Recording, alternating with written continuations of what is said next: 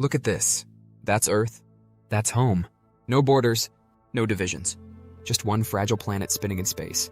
From here, everything we fight about, race, nationality, politics, wealth, seems meaningless. That's the moment when astronauts experience what's called the overview effect. A shift in perspective so profound, they return to Earth completely changed.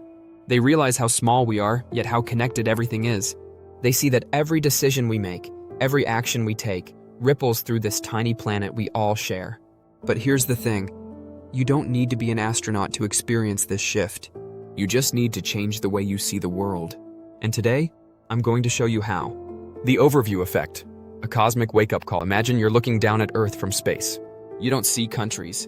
You don't see conflict. You don't see them versus us. You just see us, one species sharing one home.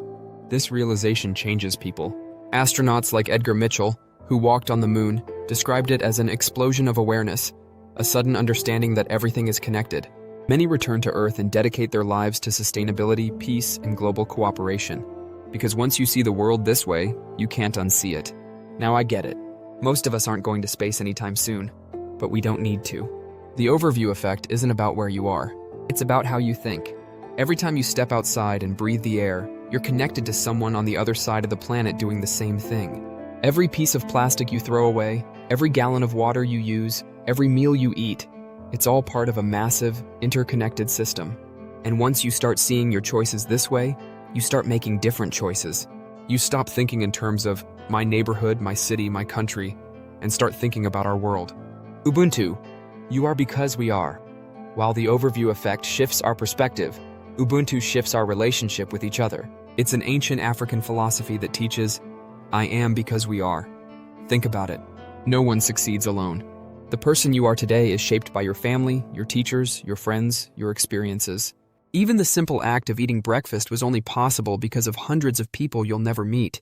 Farmers, factory workers, truck drivers, grocery store employees. Ubuntu says, your happiness is tied to the happiness of others. Your success means nothing if it comes at the expense of those around you. When you uplift others, you uplift yourself.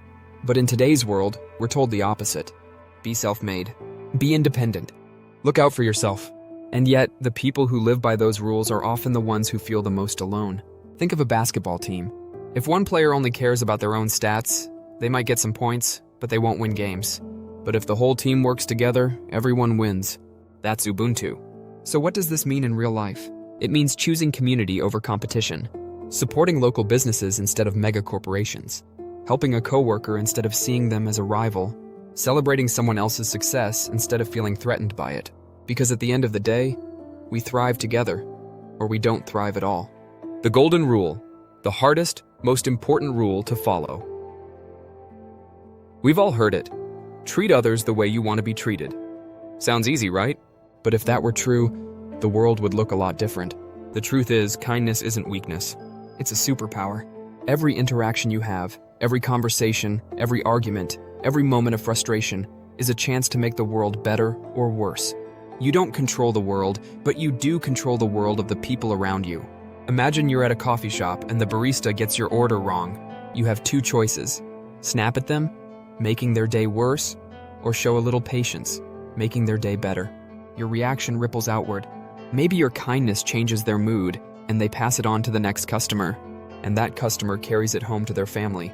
Small acts matter, because every time you choose kindness, you reinforce a world where kindness exists. Your challenge: make a small change today. This isn't just about feeling inspired, it's about action. Here's your challenge. 1. Step into the overview effect. 1. Next time you go outside, take a moment to see the world as one planet, not divided nations. 1. Think about how your choices connect to everything else. 2. Practice Ubuntu. 2. Do one thing today that uplifts someone else, even if it's as simple as checking in on a friend. 3. Live by the golden rule. 3.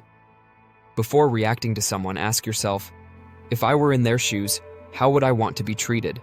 Because here's the truth, the future isn't something that happens to us. We create it. So what's your first step? Drop it in the comments. Let's build something better, together. If this video made you see the world differently, hit like, subscribe, and share this message. Because real change starts with real conversations.